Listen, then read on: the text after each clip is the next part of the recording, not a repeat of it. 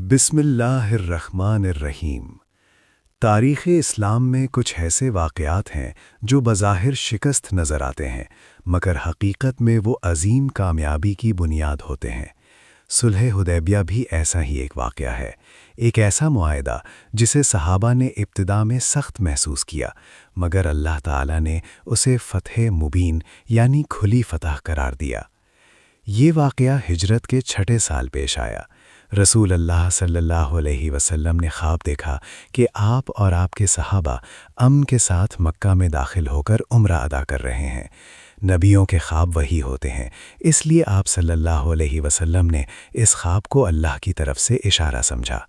آپ صلی اللہ علیہ وسلم نے تقریباً 1400 صحابہ کو ساتھ لیا۔ سب نے احرام باندھا، ان کے پاس جنگی ہتھیار نہیں تھے، صرف مسافروں کی تلواریں تھیں۔ مقصد صرف عبادت تھا، جنگ نہیں۔ جب یہ قافلہ مکہ کے قریب پہنچا تو قریش کو خبر ملی۔ انہوں نے فیصلہ کیا کہ مسلمانوں کو ہرگز مکہ میں داخل نہیں ہونے دیا جائے گا۔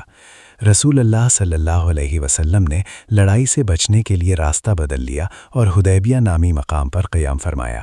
یہاں پانی کم تھا، صحابہ کو سخت پیاس کا سامنا ہوا۔ صحیح احادیث میں آتا ہے کہ رسول اللہ صلی اللہ علیہ وسلم نے ایک کنویں میں اپنا تیر ڈالا اور اللہ کے حکم سے پانی جاری ہو گیا، یہاں تک کہ سب نے سیر ہو کر پانی پیا۔ قریش بار بار نمائندے بھیجتے رہے، ہر گفتگو کا مقصد یہی تھا کہ مسلمان واپس لوٹ جائیں۔ رسول اللہ صلی اللہ علیہ وسلم نے واضح فرمایا کہ ہم جنگ کے لیے نہیں آئے، صرف عمرہ کرنا چاہتے ہیں۔ آخرکار عثمان بن عفان رضی اللہ عنہ کو مکہ بھیجا گیا تاکہ قریش کو امن کا پیغام دیا جائے۔ مکہ میں ان کی آمد میں تاخیر ہوئی تو مسلمانوں میں خبر پھیل گئی کہ شاید عثمان رضی اللہ عنہ کو شہید کر دیا گیا ہے۔ یہ خبر سن کر رسول اللہ صلی اللہ علیہ وسلم نے درخت کے نیچے صحابہ سے بیعت لی۔ یہ بیعت رضوان کہلائی، جس کا ذکر قرآن میں آیا۔ اللہ تعالیٰ فرماتا ہے کہ اللہ ان مومنوں سے راضی ہو گیا جنہوں نے درخت کے نیچے بیعت کی۔ یہ ایمان اور وفاداری کا عظیم منظر تھا۔ اسی دوران خبر آئی کہ عثمان محفوظ ہیں۔ پھر قریش نے سہیل بن عمرو کو مذاکرات کے لیے بھیجا۔ یہیں صلح حدیبیہ کا معاہدہ طے پایا۔ معاہدے کی چند شرائط بظاہر مسلمانوں کے خلاف لگ رہی تھیں۔ اس سال مسلمان عمرہ کیے بغیر واپس جائیں گے، اگلے سال صرف 3 دن کے لیے مکہ آئیں گے۔ اگر مکہ سے کوئی مسلمان مدینہ آئے تو واپس کیا جائے گا، مگر مدینہ سے جانے والے کو واپس نہیں کیا جائے گا۔ 10 سال تک جنگ نہیں ہوگی۔ صحابہ کو یہ شرائط بہت سخت محسوس ہوئیں۔ عمر بن خطاب رضی اللہ عنہ نے بھی سوال کیا کہ کیا ہم حق پر نہیں؟ لیکن رسول اللہ صلی اللہ علیہ وسلم اللہ کے حکم پر کامل یقین رکھتے تھے۔ معاہدہ لکھتے وقت ایک اور آزمائش آئی۔ جب محمد رسول اللہ لکھا گیا تو قریش نے اعتراض کیا کہ ہم آپ کو رسول نہیں مانتے۔ رسول اللہ صلی اللہ علیہ وسلم نے امن کی خاطر اسے مٹا دینے کا حکم دیا۔ یہ عاجزی، حکمت اور صبر کی مثال تھی۔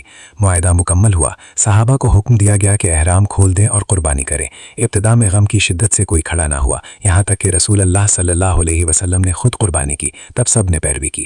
واپسی کے سفر میں سورۃ الفتح نازل ہوئی۔ بے شک ہم نے آپ کو کھلی فتح عطا کی۔ صحابہ حیران رہ گئے، یہ فتح کیسے؟ مگر وقت نے ثابت کیا کہ یہی فیصلہ اسلام کی سب سے بڑی سیاسی کامیابی تھا۔ جنگ رک گئی، لوگ امن میں اسلام کو سمجھنے لگے۔ صرف 2 سال میں اتنے لوگ مسلمان ہوئے جتنے پہلے 19 سال میں نہیں ہوئے تھے۔ اسی امن نے بعد میں فتح مکہ کی راہ ہموار کی۔ صلح حدیبیہ نے سکھایا کہ کبھی صبر فوری جذبات سے زیادہ طاقتور ہوتا ہے، اور اللہ کا فیصلہ انسان کی نظر سے کہیں زیادہ دور اندیش ہوتا ہے۔ یہ صرف ایک معاہدہ نہیں تھا، بلکہ ایمان، اطاعت اور اللہ پر مکمل بھروسے کی زندہ مثال تھی۔